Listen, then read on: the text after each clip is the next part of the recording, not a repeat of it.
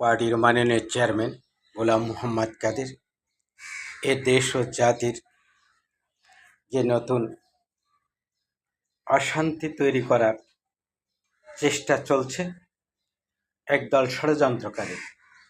সরকারের পর্যাপ্ত পরিমাণে তেল মজুদ থাকার পরও তেল সংকটের বাহানা ধরে দেশকে অশান্তির দিকে তৈরি করতে চায়। সরকারের মন্ত্রী মিনিস্টাররা কথা বলছে তেলের পর্যাপ্ত পরিমাণে মজুদ আছে, তেল পাম্পগুলো সিরিয়ালে তেল দিচ্ছে। তা নিয়ে জনমনে নানান প্রশ্ন, নানান আলোচনা সমালোচনার ঝড় বইছে।